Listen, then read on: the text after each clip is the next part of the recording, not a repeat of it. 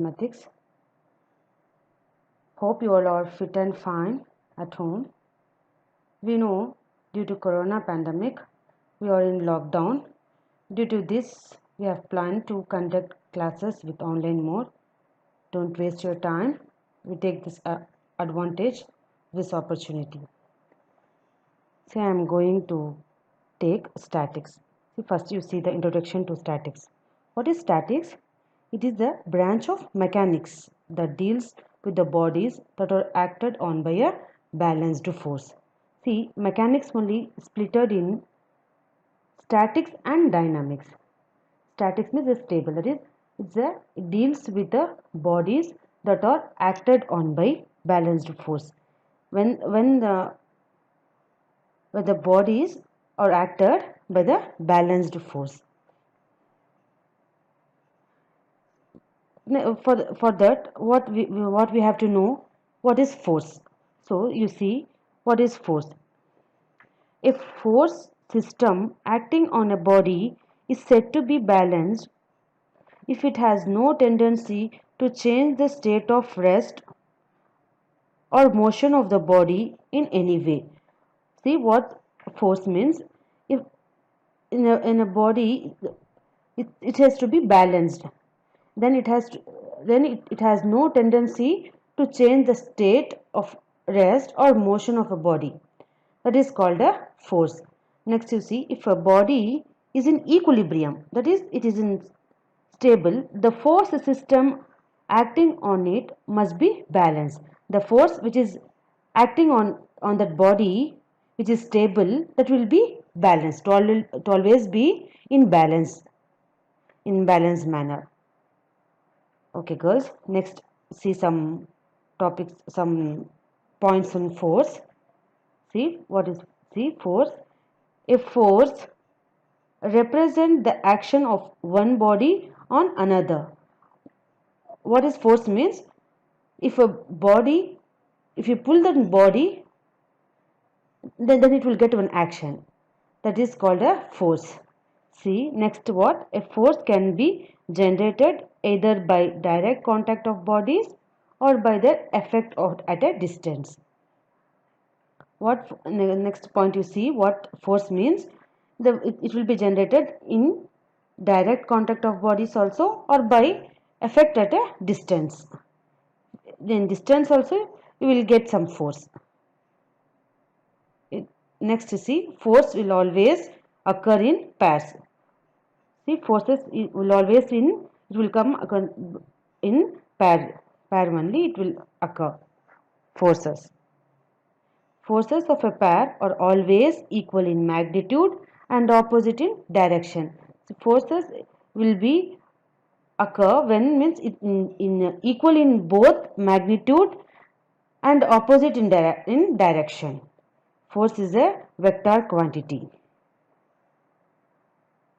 Obviously, if we know, if we come to for the force means, there will be always some, we will see about weight and earth gravitation and law of motion, everything.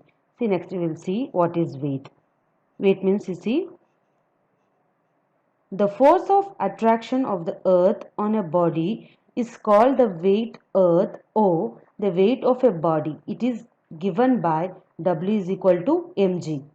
See, on a body, the weight, if the weight is attracted, if force is attracted, then what it is given by W is equal to mg. Next you will see earth gravitation. If the force is there means there is earth gravitation also should be there. Who found that earth gravitation first? Newton. See Newton, what he says, he found that two particles attract each other. The two particles are attracted by each other with a force of attraction. It is denoted by gamma m1 m2 by r square. What is m1 m2? m1 m2 means is the mass of a particle, r is the distance between them, and gamma is a universal constant. See next you will see Newton's law of motion. I hope that we would have studied in higher secondary also. In physics you would have studied this, you would have studied Newton's law of motion. How many laws are there? Newton has given three laws of motion. What? First law, second law, and third law. I have explained this in example. I hope you will be interested by seeing these pictures. See, what is first law?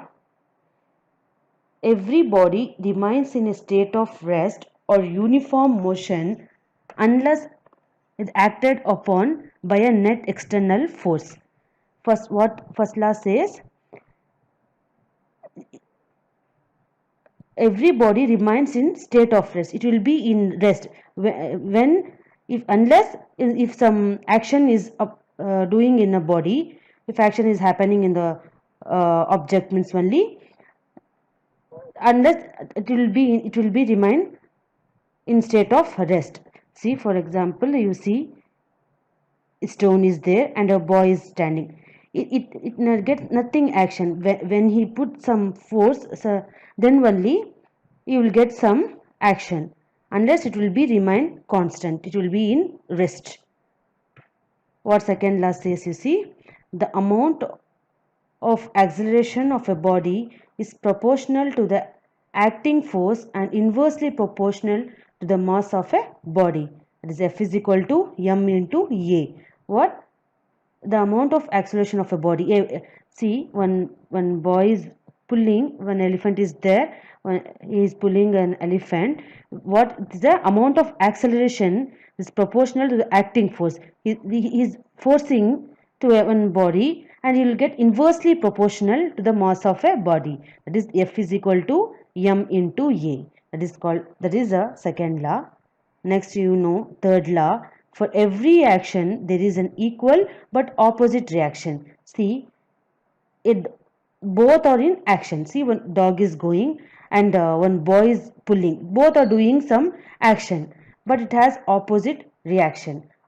For every action, what? Both are in action, and you will get an opposite reaction. I hope this will be very interested. You would have listened this in C also, and listen this in good mood. You will be interested. I hope so. Next, you will see Hooke's law. What Hooke's law says? Hooke's law of elasticity, discovered by the English scientist Robert Hooke in 1660, which states that for relatively small deformation of an object, the displacement or size of the deformation is directly proportional to the deforming force or load. Who introduced this? Robert Hooke. In 1660, he introduced the Hooke's law. What he says means, he states that law of elasticity, he discovered that, he states that for relatively small deformation of an object, for small object, the displacement or size of the deformation is directly proportional. It is what? It is directly proportional to the force. It is directly proportional to the force. For an object, the displacement would be always proportional to the deforming force. See, I hope you will understand by seeing this one. You see what he says. Hooke's law gives the relationship between the force applied to an unstretched spring and the amount of the spring is stretched. You know the spring. See this example. You see this picture. See what he says. Actually, what he says means there is a relation between the spring when the amount applied when it is stretched one and unstretched one. This is unstretched and this is stretched. There is some relationship. He says that there is some relationship between a stretched spring and unstretched spring. Okay, girls. Next, you will go for another topic. What? Equilibrium of a particle under three forces. First, you will see equilibrium of a particle. You see this. We have to prove that when the resultant of a force acting at a point is zero, then the forces are said to be an equilibrium. What? the resultant of a force, if a force is acting, that the point should be should be in zero, that you should get the result as zero, then the force are said to be in equilibrium. Or you can state that if three forces keep a particle m in equilibrium, then the force are coplanar. Coplanar means that we have to prove that is equal to 0. You see this example: O as a particle, F1 vector, F2 vector and F3 vector. This is what F1, F2 and F3 are what? The three are forces, and n cap is the unit vector and O is the particle. You see, let the force F1 vector, F2 vector, F3 vector keep a particle in equilibrium, then the resultant force on the particle is F1 vector plus F2 vector plus F3 vector. The resultant means all the three forces you should add. You sum the three forces, then you will result, since the result force is in equilibrium, by statement you see the result force is in equilibrium, then what you will get, F1 vector plus F2 vector plus F3 vector equal to 0. You keep this equation as equation number 1. Next, what we have to take n cap as a unit vector. You assume n cap be the unit vector perpendicular to both F1 plus F2. This one, F1 vector and F2 vector. You have to assume that n cap is the unit vector for F1 plus F2. Then what you will get, n cap dot F1 vector equal to 0 and n cap dot F2 vector equal to 0. You keep it this equation as equation number 2. Then what you have to do, multiply equation 1 by n cap. Equation 1 you have no, this one you have to multiply this one. What you will get, n cap dot F1 plus F2 plus F3 equal to 0. You take n cap under this, what you will get, multiply for each force, what you will get, n cap dot F1 vector plus n cap dot F2 vector plus n cap dot F3 vector equal to 0. You already know that by equation 2, n cap dot F1 vector equal to 0 and n cap dot F2 vector equal to 0. Then what you will get, 0 plus n cap dot F3 equal to 0. N cap dot F3 equal to 0 you will get. It's obviously you know n cap is perpendicular to F3 also. So what you will get, F1, F2, F3 are coplanar. Hence the proof. I hope girls you would have understand this. Thank you girls. If you have any doubt, you please comment on our classroom. Thank you girls.